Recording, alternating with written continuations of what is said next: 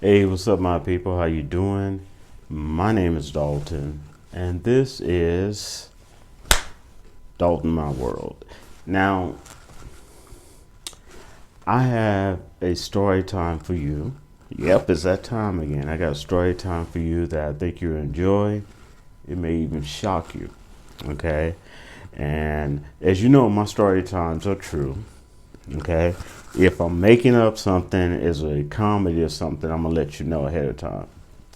Also, I ask you to share this. Give me a thumbs up if you like it. Give me a thumbs down if you don't. And also subscribe. And I'm going to give you a bonus story time with this one video today. All right. See you in about 20 seconds. Peace.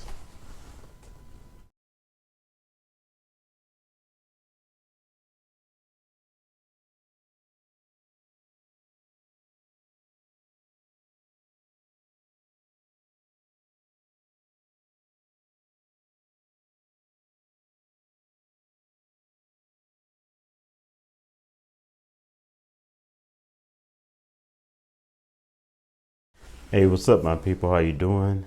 My name is Dalton, and this is Dalton My World. Now, I have a story time for you, and I am back.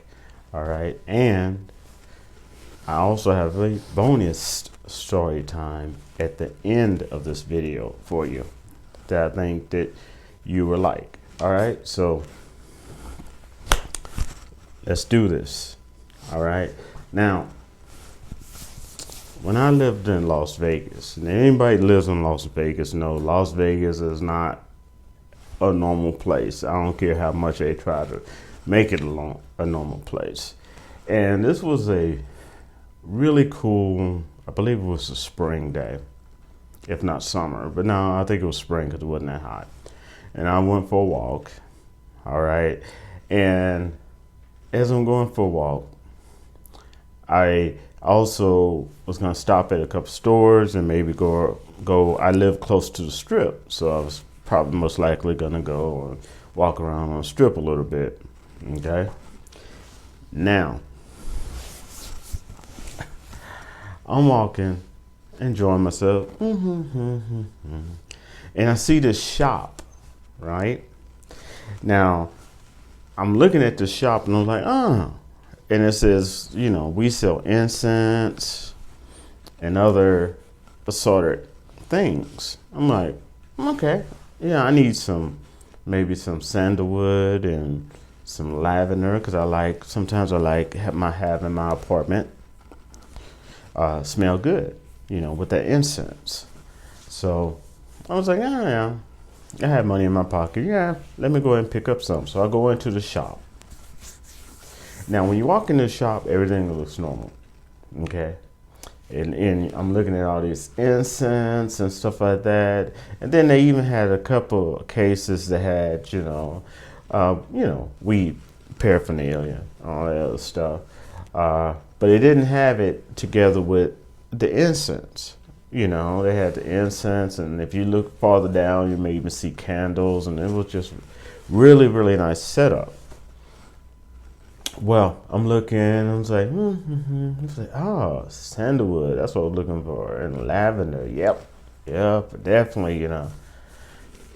And as I get farther into the store, about right directly in front of me, not being hidden by anything, is an altar. Now, people have a thing in their mind that if they see a white candle, that means it's good, right? This altar, I'm gonna explain this altar. This altar directly in front of me, like I said, no curtains, nothing hiding it, had at least like 13 white candles on it. Probably had some other type of candles, but you know, pure white candles on it, burning.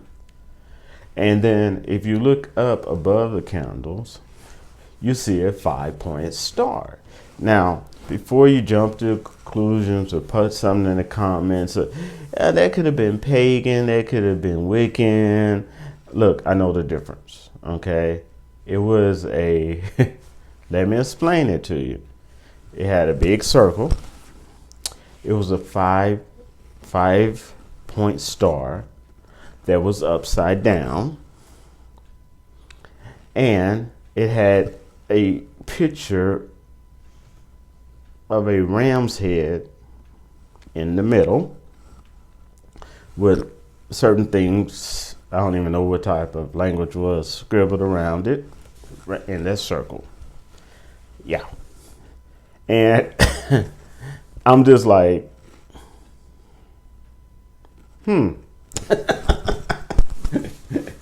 didn't see that coming, right? So the guy comes up to me. He's kind of a buff, white male, good shape, pretty decent shape.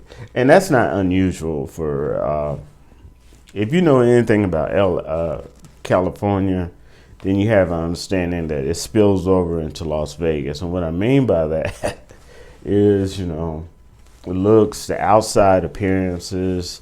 People pay money, they work out, they try to look good. It's just a thing, okay? So he comes to me and he says, "Can I get you anything else? I have tons of other stuff." I'm like, "I don't know, I just want the incense, And it's still in the back of my mind, what are you trying to understand what I just saw, what I'm looking at, And I said, and the incense was just a little bit higher than most. Not a lot, just a little bit higher price than most. And I was like, what kind of makes these so different and special than others that you can buy at a different price? That's what I asked him. So he gets close to me and he goes, "Because I charge him up." And I'm just like, okay. So in the back of my mind, I'm like, okay, this has gotten way too weird for me. Screw you, man. I'm going home, So, but I'm playing it cool. So I'm like, okay, I'll take these two then. I pay for them. Just play it cool. And he's like, "Now come back anytime. Got tons of stuff for you." And, stuff you probably haven't seen yet. I was like, all right. Okay. Thank you. And you have a good day, All right. So, of course, I leave the store and I'm walking, to the direction, still in shock a little bit, to the direction of where I'm going, where I already had plans on going. And I mean, my pace of my walking just really increased almost to a jog. I'm getting the hell out of there,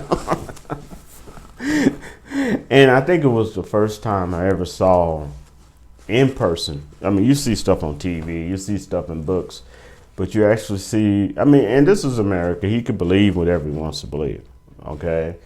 You can believe in Christianity. You can believe in whatever else you want to believe. You could believe in nothing at all. It's, it's America. But it's the first time I actually saw in real life someone who was worshiping full force and very proud of, a completely different type of belief that you sometimes just see on movies or you see in books. Okay. Here there was in real life. Okay. And also I know what I was looking at because I used to have a crush on this girl in Seattle, which is another story time I already told you about. And she was Wiccan. But she decided that she wanted to worship the devil. And she explained symbols and all sorts of stuff to me. Me and her got along really, really good. It's just that our yokes, so to speak, were completely different. My beliefs in Christianity, I'm more of a spiritual than I am religious, but still, I know in time probably would conflict with her belief in the devil and doing her rituals and things such as that. And she had the right. Okay. But I mean, it was hard saying no to her, man. We cooked real good. She was, ooh. But you know, sometimes you have to be a soldier and do what you gotta do and soldier on. So that's my first story time, my number one story time about the satanic metaphysical shop. Okay. That was a trip. And now this second story time I have is an incident that happened with me. Hold on. Before I give my second story time, I'll get a drink of water.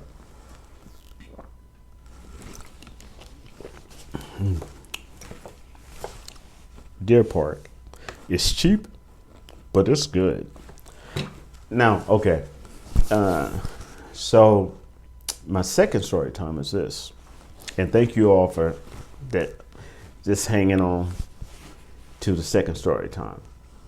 Before the second story time. I have an ex-friend. I call him Mr. B. I used to hang around with him a lot when I lived in Oklahoma. Okay, and when I moved away, you know, we still kept in touch and stuff like that. But, you know, of course, we grew apart. But I remember one time I was having a conversation with him when I was living in another state. And he literally looked at me. Not looked at me, but he told me as I'm talking to him that, to be honest with you, man, I almost was praying, and I think he probably did pray, but he says, I was almost praying, and I was thinking and hoping that that you would not be successful, that bad things would happen to you, like you would lose your job, you would not be able to pay rent or anything such as that. Just negative things would happen to you that would force you to move back here to Oklahoma.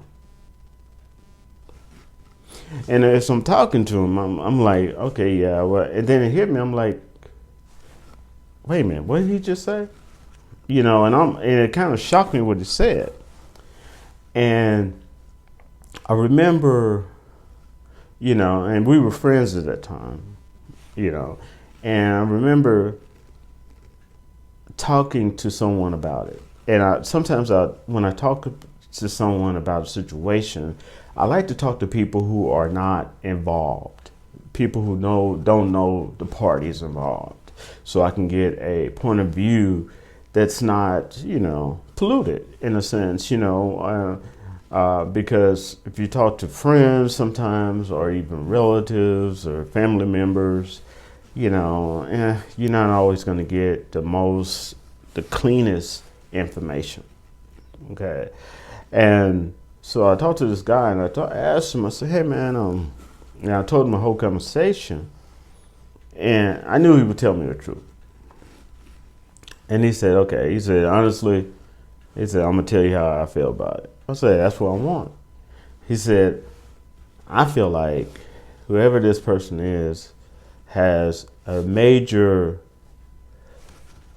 codependency problem, and they are in denial of it. One thing. And a codependency upon you and your friendship. He said that also, and you got to understand the background of this other person, Mr. B, that I used to be friends with, that he was a devout Christian, okay? And sometimes they're even fanatical Christian. So these words coming out of his mouth completely threw me off. And then the guy I was talking to said, look, number two, a true friend, anybody who really cares about you, would never want, even though it hurts if you have to move away or leave, would never want any bad things to come upon you. Okay, that's a true friend. You know, they may never want you to leave. They may not, and they may hurt that you have to leave or go away or something like that, but they will never want any harm or negativity like that to come to you or upon you in any way, shape, or form. And I was like, that's true. I could see that. Okay. They may not like what you're doing or some of your moves that you do, but they still want the best for you. So I was like, okay, I got that, and he said, I'm not trying to go there with you. He said, but honestly, anyone saying something like that, they're wishing the worst upon you so that they can get you back, is almost the same, he said, in my mind, as them trying to put a curse on you, sending negative vibes, and he was just like telling me, that's a control trip. They don't want the best for you. They want the best that be for them. And I was like, and that was just another straw on the camel that broke the camel's back, of our friendship that we had a long time ago that we no longer have. And it was just really shocking to me to hear that, that came out of that person's mouth, especially being a devoted Christian and sometimes a fanatical Christian. Okay. All right. And also a conservative. He was definitely, a conservative. So I expected more, of a friendship out of that. But that actually came out of his mouth, and I was like, wow. So basically what I'm getting at this, look, sometimes even in AA, okay, they'll tell you that you have to, in order to get better, you're going to have to go into a different environment, even sometimes move away from where you're at, leave certain friends that are doing things that you're trying not to do anymore. And yes, I'm talking about drugs when at AA, but this could go for anything. Okay. It doesn't mean you have to lose all your friends, but they go more deep into it in AA. Okay. And that's, and that's true with a lot of things. So if you start, maybe it's time for people to start reevaluating family members, friends, and situations they're in. And if it's not positive for them, it's time to make plans on how to improve things for yourself. All right. Anyway, thank you for watching both of my story times. I hope you enjoy it. As I said, I asked you to share this to help other people that may be going through something similar like that. And this is also for entertainment, so you can hopefully enjoy it, as well as I ask you to give it a thumbs up and subscribe if you like to. All right. Peace.